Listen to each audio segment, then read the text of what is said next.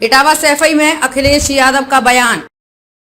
नमस्कार, मैं हूं खुशी और आप देख रहे हैं देशभरी न्यूज का नंबर 1 न्यूज शो कौन बनेगा मुख्यमंत्री। और मैं हूं अंजना। मध्य प्रदेश, राजस्थान व छत्तीसगढ़ के चुनाव की हर बड़ी खबर सबसे पहले दिखाने के लिए सिर्फ रीड न्यूज के सबसे बड़ी शो कौन बनेगा मुख्यमंत्री में। रीड न्यूज पर आपको वो सभी खबरें मिलेंगी जो बाकी टीवी चैनल्स नहीं दिखा सकते। आपकी सेहत से रोजगार तक व मनोरंजन से उद्योग तक की सारी खबरें सिर्फ रीड न्यूज पर। अंजना, एक बड़ी खबर आ रही है। सबसे पहले हम दर्शकों को वो खबर दिखा देते हैं। बिल्कुल, तो देखिए अभी की बड़ी खबर आपके टीवी स्क्रीन पर। इटावा सैफई अखिलेश यादव का आया बयान। कहा, भाजपा हारने जा रही है, इसलिए बौखला रही है। जो हालात उत्तर प्रदेश में हैं, अन्याय चरम सीमा पर पहुंच गया है। महंगाई और बेरोजगारी पहले से ही थी। मौका उत्तर प्रदेश की जनता ने भाजपा को दोबारा दिया है। जनता आकलन करती है तो सबसे ज्यादा दुख इस सरकार में जनता को मिल रहा है। तहसील से थाने और ऊपर तक के अधिकारी, कहीं भी सुनवाई नहीं है। जब सुनवाई नहीं हो रही है, निर्णय नहीं ले पा रहे हैं, सरकार का दबाव है, आम आदमी को न्याय कैसे मिल पाएगा। जब अधिकारी भाजपा कार्यकर्ता के दबाव में काम करेंगे तो गरीब आदमी को न्याय नहीं मिल पाएगा, जिसका जीता जागता उदाहरण देवरिया की घटना है। 6 लोगों की जान चली गई। उसमें अगर कोई दोषी है तो सरकार स्वयं दोषी है और अब भाजपा उसमें राजनीति कर रही है, लेकिन राजनीति नहीं करनी चाहिए। अन्याय इतना ना करें जो लोग सहन ना कर पाएं और लोग खड़े हो जाएं। सरकार के दबाव में अपराध हो रहा है। सुनने में आ रहा है भाजपा के लोग इससे राजनीतिक लाभ लेना चाहते हैं। इसमें राजनीति लाभ लेंगे, इससे अपराध बढ़ेगा। ईडी के सवाल पर कहा कि जो सरकार में रहता है वो इन संस्थाओं का इस्तेमाल करता है। पहले भी हुई होंगी, लेकिन आज भाजपा की सरकार है। भाजपा सरकार ने सभी सीमाएं लांघ दी हैं। वो अपने वोट बैंक और लोगों को अपमानित करने के लिए ईडी, सीबीआई, इनकम टैक्स का सहारा ले रही है। अगर भाजपा जीरो टॉलरेंस की बात करे तो सबसे पहले अपने नेताओं की संपत्ति की जांच कराए कि किसकी संपत्ति बढ़ी है, और अगर उनकी संपत्ति बढ़ी है तो वही कार्रवाई उनके ऊपर भी करे जो विपक्षियों के ऊपर कर रहे हैं। आज भाजपा बड़े बड़े भूमाफियाओं को पैदा कर रही है। लखनऊ, कानपुर, गोरखपुर समेत कई जिले में भाजपा के लोग कागजों से खिलवाड़ कोई कर रहे हैं, भाजपा के लोग कर रहे हैं। कानपुर की घटना के आरोपी को भाजपा के लोग बचा रहे हैं। कानपुर देहात में भी घटना हुई है, जो सरकार को जांच करना चाहिए कि आखिर जो लोग इस घटना के शिकार हो रहे हैं वो अधिकारियों को कितनी शिकायत दे चुके हैं। ये सरकार गरीब किसानों की नहीं, बड़े बड़े उद्योगपतियों की है। कैसे उद्योगपतियों को लाभ मिल सके। 2000 के नोट जमा करने की तारीख को भाजपा के लोग बढ़ा दी। उनके लोगों को पूरे रुपए अभी जमा ना हुए हों। मध्य प्रदेश के चुनाव कहीं कि सपा भाजपा को हराना चाहती है। समाजवादी पार्टी से कांग्रेस पार्टी सहयोग ले और भाजपा को हराए। राजकुमार राजपूत की रिपोर्ट, इटावा, उत्तर प्रदेश।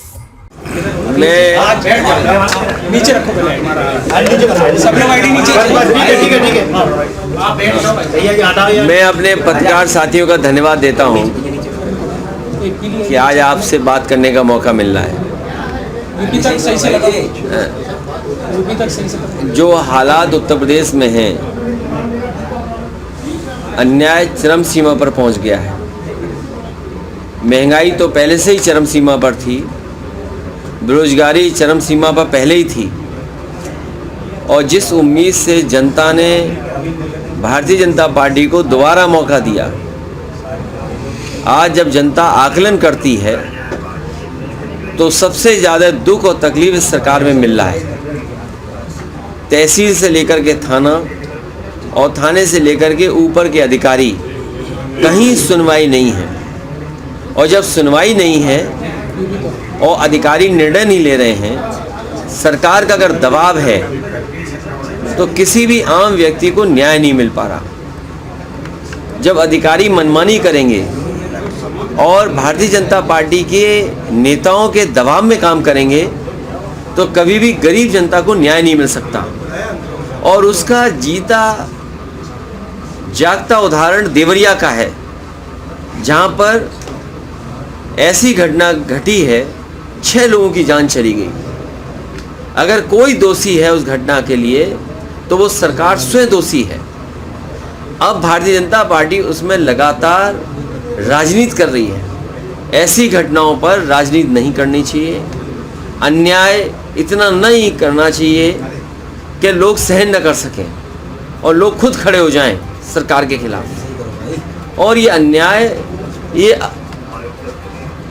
कहीं ना कहीं सरकार के दबाव में ये अपराध हो रहा है। ये अन्याय नहीं बचा, अपराध हो रहा है।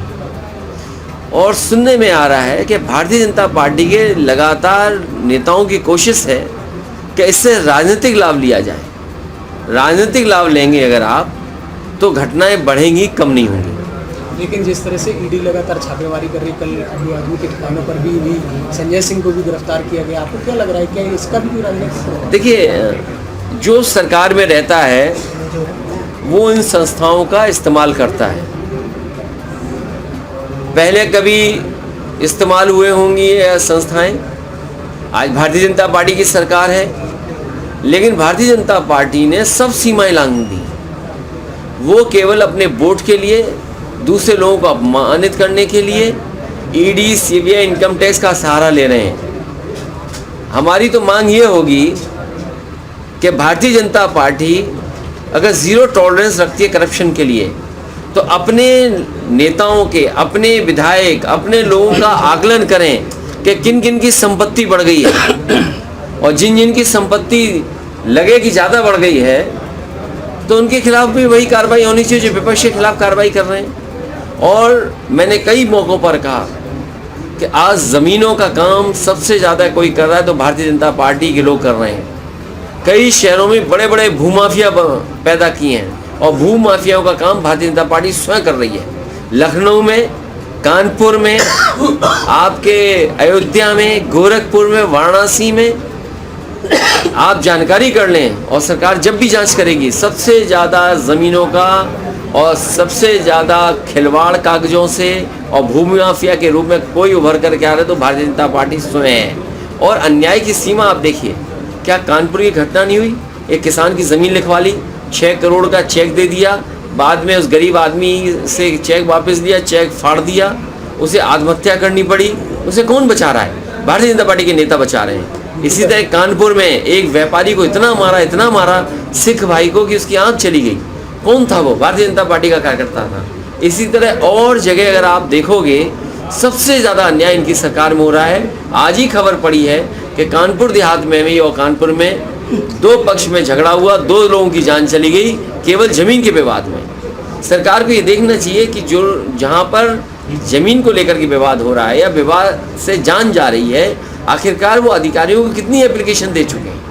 सर, उद्योगपति मालूम हो रहा है, कहीं कहीं किसान परेशान है, किसान आत्महत्या कर रहा है, कैसे देखते हो सर? देखिए, धान की फसल तैयार है और अभी तक धान की खरीद का इंतज़ाम नहीं किया सरकार ने। गेहूं तो प्राइवेट कंपनियों से खरीदवा लिया और धान की कोई भी तैयारी सरकार ने नहीं की। हफ्ते 2 हफ्ते में धान कटने लगेगा, सरकार कहाँ से खरीदेगी? ये कोई सरकार का इंतज़ाम नहीं। इसीलिए सरकार किसानों की नहीं है, गरीब की नहीं है, गांव में रहने वालों की सरकार ये नहीं है। ये सरकार है बड़े बड़े लोगों की, उद्योगपतियों की। उद्योगपतियों को कैसे लाभ मिले, उद्योगपतियों को बैंकों का पैसा कैसे मिले, उद्योगपतियों को सब्सिडी का लाभ कैसे मिले, और ये 2-2 हज़ार रुपये जो जमा हुए हैं इसका लाभ उद्योगपतियों को कैसे मिले, उस दिशा में काम कर रही है। सुना है आज आखिरी तारीख है, कल आखिरी तारीख थी। कहीं ऐसा ना हो कि बीजेपी फिर बढ़ा दे समय 1 हफ्ता, क्योंकि हो सकता है उनके जानने वालों के पैसे अभी 2000 पूरे जमा ना हुए हो। तो जिस तरह से मध्य प्रदेश में चुनाव है, क्या समाजवादी पार्टी कांग्रेस के साथ चुनाव लड़ेगी? देखिए, समाजवादी पार्टी बीजेपी को हराना चाहती है और समाजवादी पार्टी से कांग्रेस सहयोग ले और बीजेपी को हराए, उस दिशा में समाजवादी पार्टी काम कर रही है। भैया, जिस तरीके से बीजेपी और कांग्रेस में पोस्टर वॉर चल रहा है, बीजेपी ने नए युग का रावण बताया राहुल गांधी को, तो वहीं कांग्रेस कह रही है कि मोदी ये तुगले आजम। देखिए, इन विवादों में नहीं पड़ना चाहिए।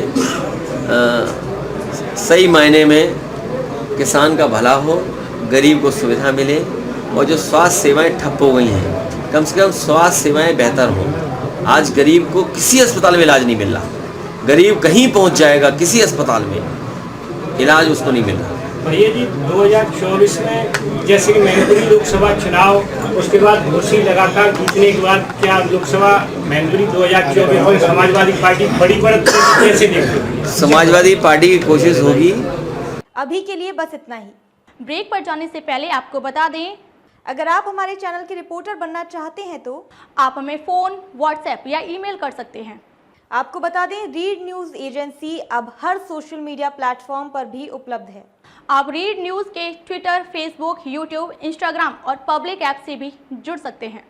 आप हमारी हर खबर व्हाट्सएप पर भी प्राप्त कर सकते हैं। नंबर है 8813992773। अब समय हो गया है एक छोटे से ब्रेक का।